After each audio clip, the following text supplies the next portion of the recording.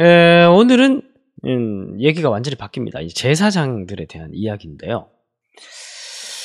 물론 이제 우리는 왕 같은 제사장이지만 그럼에도 불구하고 교회 안에는 저마다의 직분이 있죠. 이 직분이 이제 위계 질서가 아니라 맡은 바 역할이 다르다는 거예요. 그런데 특정 누군가는 어떤 직분은 영향을 많이 미칠 수가 있겠죠. 뭐 저 같은 목회자 같은 경우에도 사실 교회 안에서 굉장히 중요한 역할을, 다 중요하지만 영향을 좀 많이 미칠 수 있는 그런 위험한 자리잖아요. 우리가 이제 교회를 보통 다닐 때, 물론 이제 교회도 되게 중요하지만 그 교회에 어떤 목사님이 어떤 목회 철학을 가지고 설교하시고 목양을 해 가시는지, 이게 너무너무 중요하잖아요. 안 중요합니까? 중요하죠. 왜 중요하냐면은 그러한 목회 철학이나 목회적 방향들이 나의 영혼에 영향을 미치기 때문에 그렇습니다. 그래서 사실은 지도자가 굉장히 중요하죠. 그래서 야고보서를 보면 야고보 사도가 형제들아 너희는 선생된 우리가 더 큰 심판을 받을 줄 알고 많이 선생이 되지 말라, 이렇게 얘기를 했어요. 그만큼 이제 성경에서는 그런 직분들이 되게 뭐 우월하다, 아니면 뭐 대단한 어떤 차원이 다른 영역에 있는 권위 있는 자들, 뭐 이렇게 묘사하기보다 더 많은 책임을 가지고 있는 사람들로서 되게 경계하고 조심하고 바르게 살아야 하는 그런 엄격한 그런 잣대들을 좀 되는 경우가 많습니다. 오늘 제사장 이야기도 마찬가지예요. 21장 보면은 먼저 1절부터는 일반 제사장들에 대한 그 말씀입니다. 그래서 2절을 보면은, 3절을 보면은 출가하지 아니한 처녀인 그의 자매로 말미암아서는 몸을 더럽힐 수 있느니라. 이게 무슨 말이냐면은 그 앞에 그 제사장들은 그 일반적으로는 그 주검에 손을 대면 안 되지만 이 가족들이 죽었을 경우에 어쩔 수 없이 이제 손을 대야 되잖아요. 근데 일반 제사장들은 가족이 죽었을 경우에는 몸을 더럽힐 수 있는 거예요. 그 시신에 손을 대도 되는 겁니다. 자, 그런데 5절 보면 제사장들은 머리를 깎아 대머리 같게 하지 말며, 이건 뭔 말이냐면 그때 당시 우리나라도 옛날에 유교 사상이 있었을 때 그런 이제 배경에서 장례 풍습이 되게 독특하지 않습니까? 이때 당시 이방인들, 주변에 이방인들도 되게 독특한 그런 장례 풍습들이 많이 있었습니다. 그 중에서 이제 머리털을 깎아서 대머리 같이 해가지고 뭐 부모의 장례를 치른다든지 뭐 이제 그런 게 있었습니다. 특별히 제사장들은 그런 주변의 이방인들의 장례 풍습에 영향을 받지 않도록 특별히 조심해라, 이제 그렇게 얘기를 하는 거고. 왜냐하면 그들이 그렇게 하면은 그렇게 해도 되는 줄 알고 백성들이 다 따라가니까. 그리고 이제 10절 이하는 대제사장들에 대한 교훈입니다. 그 대제사장은 보면 대제사장은 제사장보다 더 위에 있는 관리자죠. 그리고 구약 성경에서 대제사장은 이스라엘 전체를 대표하는 사람입니다. 그래서 1년에 한 번씩 대속죄일 때 백성들을 속죄할 수 있는 피를 가지고 지성소까지 나아갈 수 있는 사람이 대제사장이죠. 대표하는 사람이에요. 그러니까 이 훨씬 더 큰 책무를 가지고 있는 사람이라는 겁니다. 그래서 11절 보면 어떤 시체든지 가까이 하지 말지니 그의 부모가 죽어도 시체는 애도하지 못하고 못 건드리게 되어 있어요. 대제사장은. 그만큼 대제사장은 그의 직무와 역할이 이스라엘을 대표하는 거기 때문에 가족보다 그의 직무가 더 우선한다, 이제 그렇게 성경에서 보고 있다는 걸 우리가 알 수가 있어요. 그뿐만이 아닙니다. 17절 보면, 21장 17절 보면 육체에 흠이 있는 자는 안 된다. 육체에 흠이 있는 자는 안 되고, 그러면서 이제 그러면 제사장의 역할, 대제사장의 역할 중에서 특별히 뭐 몸에 이상이 있거나 몸이 불편하거나 아니면은 성적으로 좀 문제가 있거나 좀 그런 것이 있으면 안 되고 무흠한 사람, 그런 사람들만이 대제사장을 할 수 있다, 이런 이제 규례들이 나옵니다. 자, 그건 왜 그러냐 하면은 이 사람들이 영향을 많이 미치기 때문에, 다시 말씀드리면 영향을 많이 미치기 때문입니다. 자, 그래서 사실은 뭐 다시 말씀드리지만 모든 사람들이 다 제사장들이긴 하지만 그러나 직분에 따른 더 큰 책임이 있기 때문에 목회자들 뿐만이 아니라 뭐 장로님이나 아니면 뭐 주일학교 교사도 되게 무거운 책임을 가지고 있죠.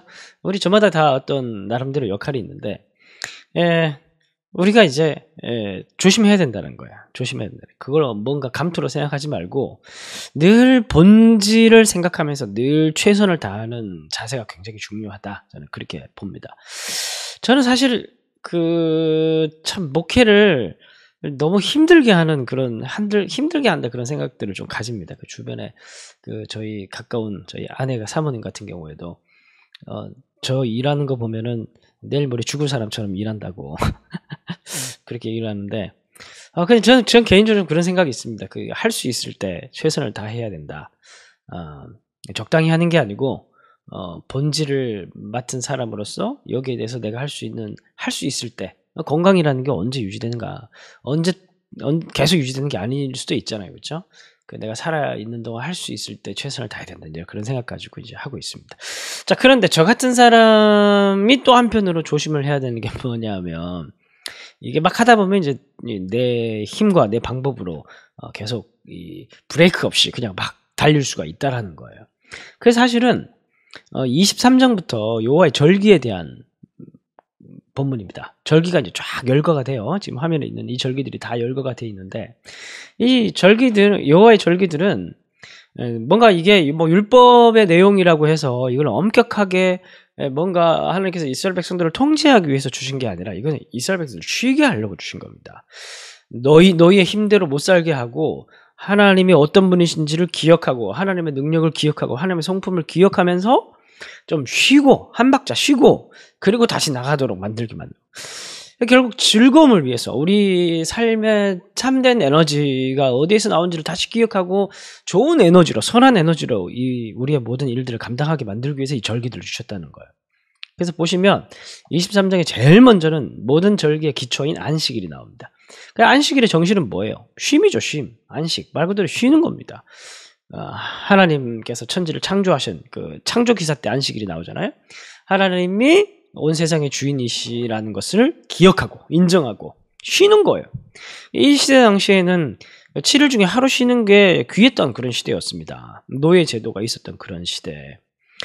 이 하루 쉰다는 게 얼마나 그때 당시에 혁명적인 일이었는지 모릅니다. 쉬어야 되는 거예요. 하나님께서 하시기 때문에 하루 쉰다고 굶어 죽지 않아요. 그리고 이제 유월절과 무교절. 유월절은 출애굽, 구원을 기억하는 거고 그 다음에 9절에는 초실절, 그리고 15절부터는 이제 77절. 77절은 성령 강림. 성령께서 오셔가지고 우리를 추수하셨죠. 그래서 우리를 추수하시고 우리에게 성령을 주신. 우리 힘으로 하면 안 되고 성령께서 주신 힘으로 성령께서 우리를 추수하셨으니까. 그리고 23절부터는 나팔절. 나팔절은 예수님의 재림을 상징한다고 하죠. 재림하실 예수님을 기억하면서 우리가 일한다는 건 뭘 얘기하는 걸까요? 지금 우리가 하는 게 영원하지 않다는 거예요. 이게 막 하다가 주님 오시면 그만두고 가야 되는 거예요. 늘 그런 생각을 가지고 해야 되는 거예요. 응? 우리 영원히 살 것처럼 돈을 모으고 영원히 살 것처럼 막 투자를 하고 영원히 살 것처럼 일을 하고 막 그러고 있는데 그런 생각 가지고 있으면 우리가 뭐 나누며 살지도 못하고 섬기며 살지를 못하죠. 아까워서 다 내 건데. 그죠? 근데 예수님은 언제 오실 줄 모르고 우리는 언제 주님 앞에 설 줄 모른다는 것을 늘 기억하고 있으면 나팔절의 정신을 가지고 있으면 우리는 이제 그렇게 살 수가 없죠. 그 다음에 26절부터는 대속죄일. 대속죄일은 예수님의 십자가와 관련이 있습니다. 지성소까지 들어간 어린 양의 피, 그죠? 이런 것을 늘 기억을 해야 되는 거예요. 그리고 이제 초막절, 마지막으로 초막절이 이제 33절부터 쭉 이어져서 나옵니다. 초막절은 광야를 기억하는 거죠. 초막절은 추수감사절인데 요즘 말하면 가장 풍성한 그런 시기에 광야를 기억하라는 모순된 그런 상황을 만들어내는 하나님의 절기장치입니다. 이게 뭐냐면은 이 풍요로운 그 소산물을 보면서 내가 열심히 일해가지고 오늘 또 올해도 내가 저금을 2천만 원 하고 투자를 해가지고 내가 또 5천만 원 벌었네. 이게 아니고 이 풍성할 때 뭘 기억하라? 광야를 기억해야 된다는 거예요. 내게 아니고 하나님 주신 거고 이거 없어도 하나님 먹여 살리고 여기에 의미 두지 말고 오늘도 어떻게 해요? 내게 주신 사명 따라 말씀대로 순종하며 오늘도 나누며 살아가리. 이제 그런 마음을 가지고 이제 살아가는 거예요. 그게 이제 그리스도인의 자세다. 우리가 오늘 이 이야기를 통해서 배울 수가 있습니다. 예, 마지막 결론의 말씀. 충성을 다하되 하나님이 행하신 일들을 늘 기억하도록 합시다. 하나님, 정말 너무너무 우리는 피곤한 하루하루를 살아가고 있습니다. 당장 뒤에 누가 나를 죽일 듯이 쫓아올 것 같은 그런 위기감을 가지면서 오늘 하루하루도 정말 너무 바쁘고 분주하게 살아가고 있습니다. 잠시 멈춰서서 안식과 쉼을 누릴 수 있는 여유를 주시고 우리가 그렇게 하지 않아도 하나님께서 우리를 먹여 살리신다는 것을 믿는 믿음을 가지고 살아갈 수 있도록 우리를 인도하여 주옵소서. 예수께서 또 들이 핀 백합화를 보라, 들풀들을 보라, 하나님이 다 먹이시지 않느냐. 내일 일은 내일이 염려하고 하나님이 염려하시니 걱정 말고 너희는 오늘 이 말씀을 들으라고 하셨던 그 예수님 말씀을 우리가 늘 기억하면서 그렇게 오늘도 예수님 곁에서 말씀 곁에서 가까이 말씀을 들으며 순종하며 그것을 가장 내 일상의 삶의 최우선으로 여기며 늘 그렇게 하나님을 신뢰하고 의지하며 주권을 내어드리며 살아갈 수 있는 오늘 하루의 삶이 될 수 있도록 도와 주옵소서. 예수님의 이름으로 기도합니다.